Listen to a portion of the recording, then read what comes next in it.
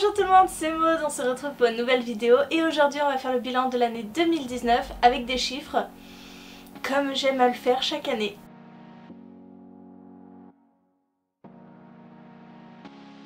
Les chiffres pour moi sont toujours très parlants, donc on va commencer tout de suite. Je vais vous dire déjà le nombre de lectures que j'ai faites. Nous sommes aujourd'hui le 18 décembre. Donc on va partir du principe qu'il me reste encore 12 jours pour lire, donc je vais me rajouter, allez, soyons fous, on va se rajouter 2 livres de plus par rapport à ce chiffre-là.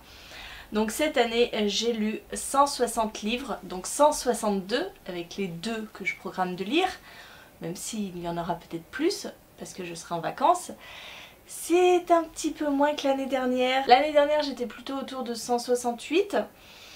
Bon, il n'y a pas une grosse différence, mais quand même, mon rythme de lecture a quand même un petit peu baissé ces derniers temps. En moyenne, je lis entre 10 livres, par exemple en septembre, je n'ai lu que 10 livres, et 19 livres le maximum en avril. J'ai dû carburer en avril, mais en règle générale, je tourne autour de 14-15 livres par mois. Au niveau des pages lues, j'ai lu un total de 65 119 pages. Toujours sans compter les livres qu'il me reste à lire. Mais 65 119 pages, c'est quand même balèze. Je tourne environ entre 3654 pages. Ça, c'était au mois de septembre, celui où j'ai le moins lu.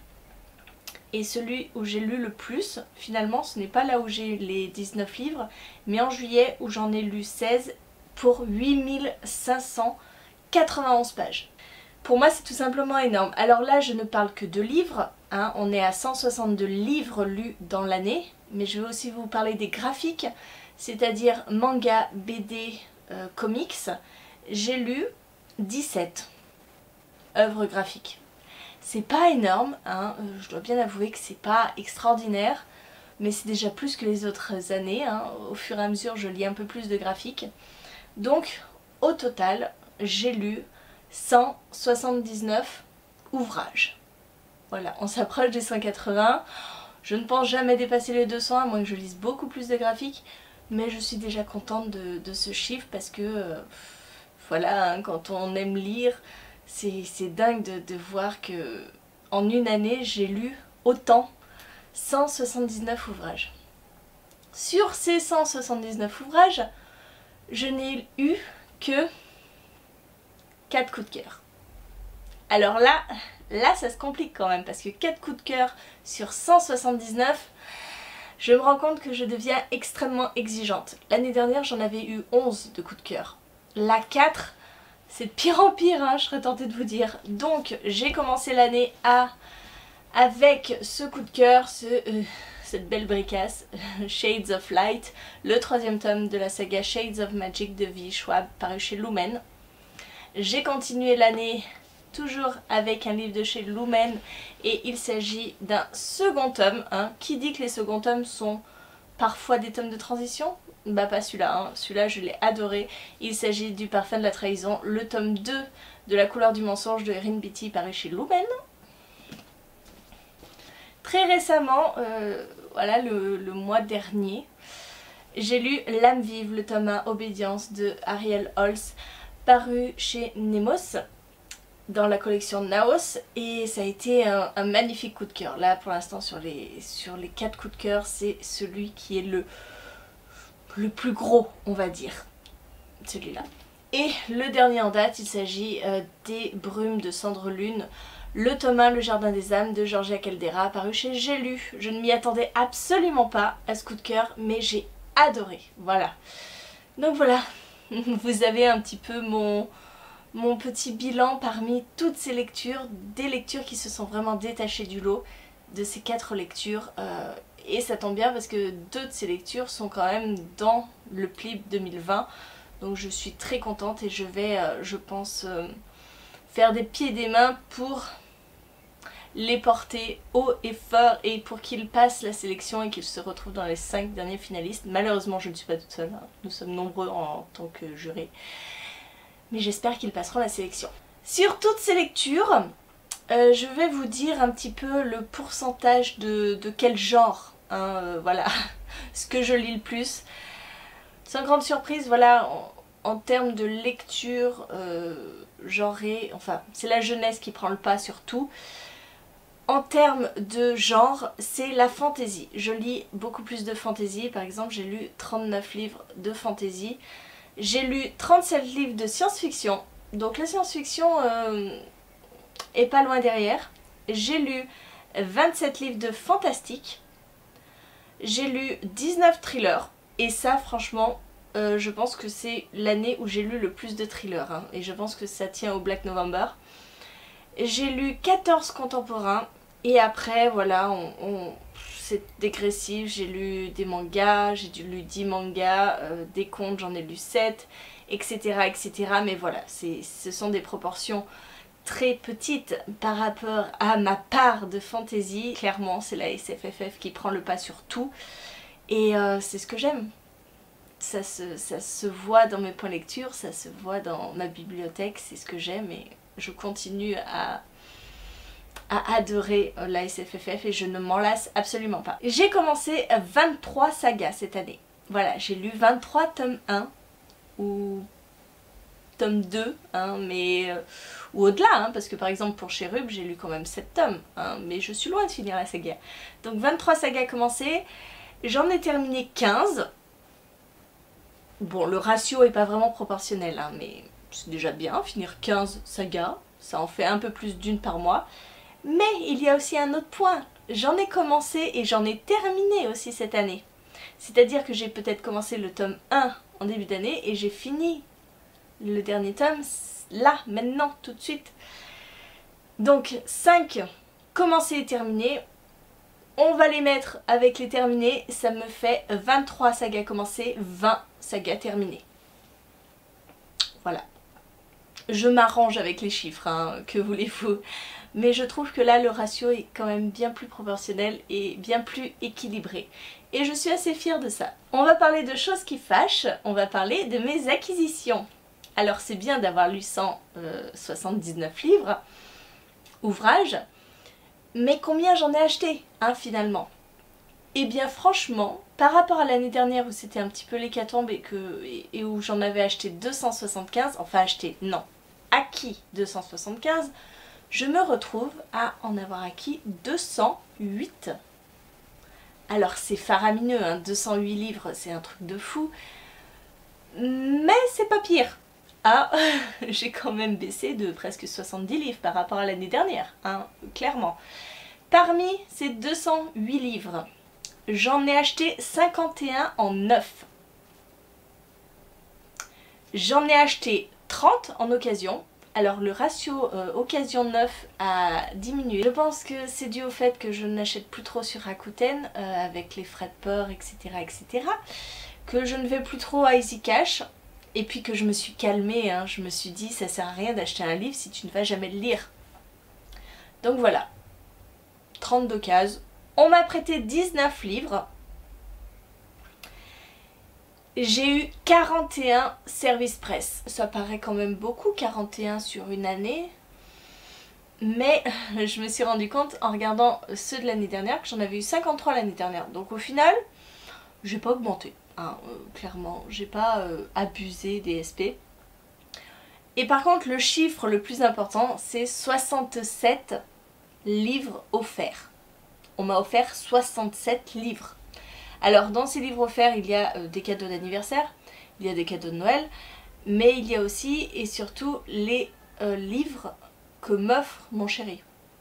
Voilà, les livres de acheter un offert. Et là, il m'en ramène beaucoup, mais ce sont beaucoup de livres que je ne vais probablement jamais lire, donc c'est un peu dommage. Et ça participe à faire augmenter ma palle, hein. Clairement, je les compte, hein, ces livres, hein, même si je ne les lirai peut-être jamais. Donc voilà, finalement, je trouve que tous les ratios sont plutôt bien équilibrés. Je ne sais pas ce que vous en pensez, mais pour moi, je suis assez satisfaite. Je trouve que cette année a été peut-être plus raisonnable en termes d'achat, en termes de lecture. J'ai bien lu, hein, j'ai quand même vidé un peu ma palle. Je vois quelques trous dans ma palle et ça me fait plaisir, hein, clairement. parce que là avec une palle qui doit être à 200 et quelques livres, non, je n'ai pas fait ce chiffre là, hein, je n'ai pas envie de les compter. Je pense que j'en ai encore pour plus d'une année et demie de lecture, donc il faudrait que je me calme, mais bon, quand on est lecteur c'est compliqué de résister à la tentation. Pour faire un bilan de cette année, j'ai eu plusieurs partenariats service presse. Scrineo, ça a été une année très enrichissante. J'ai beaucoup aimé découvrir cette maison d'édition. J'ai fait de belles découvertes, hein, notamment avec Mère Morte, Les Noces de la Renarde, Novice suspendu. Bref, ça a été des belles découvertes et je rempile cette année encore. J'ai été à nouveau choisie pour faire partie des partenaires. Donc un grand merci de votre confiance, merci de renouveler l'expérience avec moi. Donc cette année encore, vous verrez des parutions Scrineo en avant-première, je pense.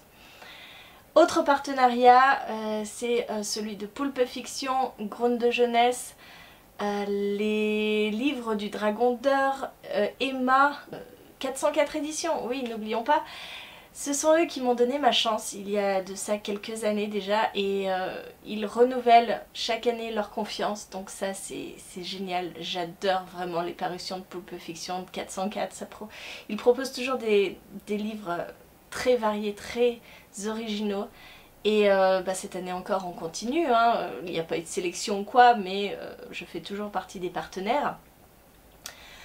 J'ai la chance cette année, là dès janvier, d'avoir été choisie par le groupe Page Turner, donc Bayard et Milan.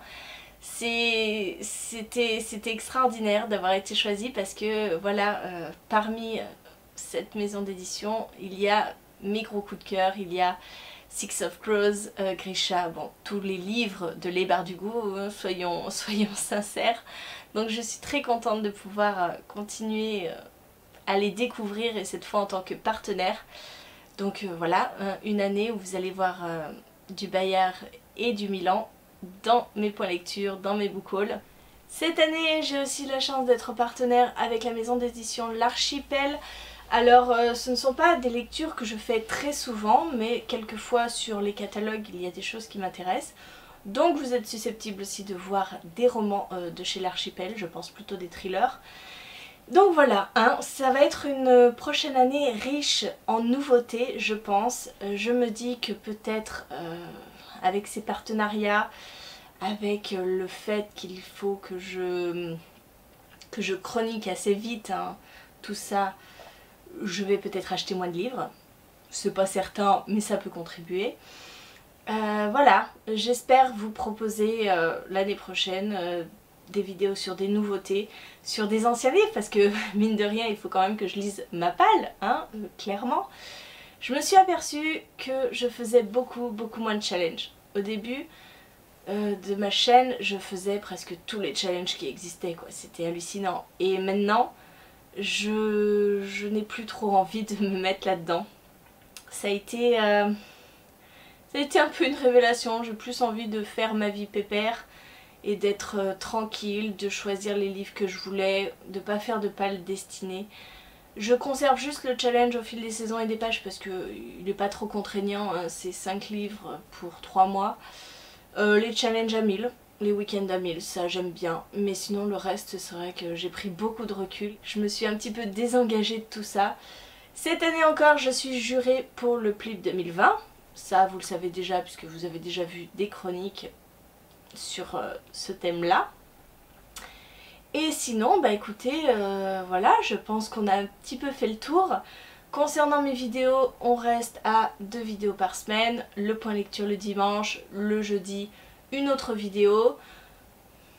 Écoutez, ça marche bien comme ça, j'arrive à m'organiser, donc on va rester comme ça, hein. Je ne sais pas si ça vous dérange ou pas. Je vais essayer de tourner un bookshelf tour. Je vais essayer, hein. C'est pas dit, mais ma bibliothèque c'est un petit peu le bazar et je ne trouve absolument pas le temps pour la ranger.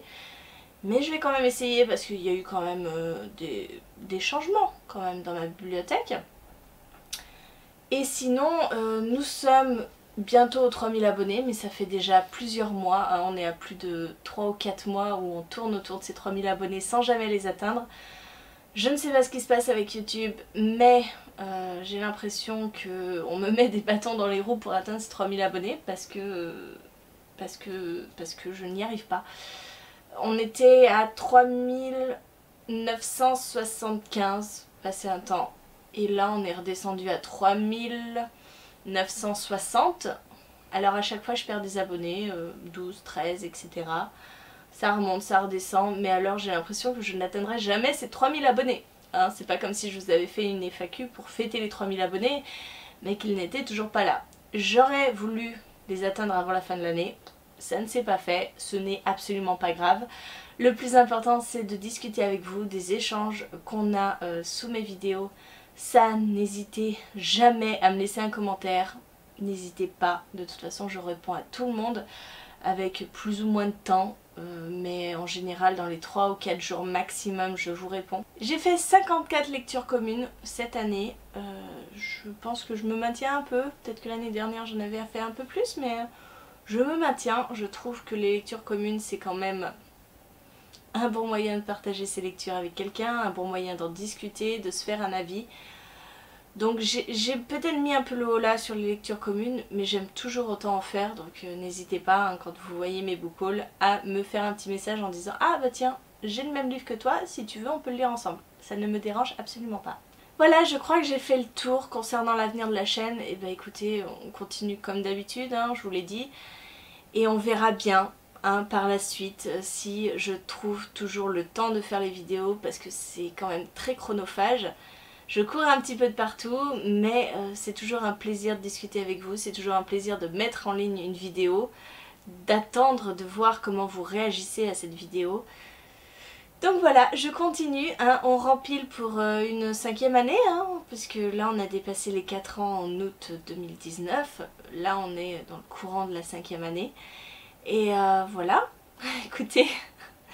J'ai fait pas mal de salons cette année, hein. Je ne sais pas si vous l'avez remarqué, mais je bouge beaucoup plus mes fesses, hein. Je pars en voyage, j'ai fait les Imaginales, j'ai fait les Oniriques, j'ai fait le salon de Pusignan, j'ai fait le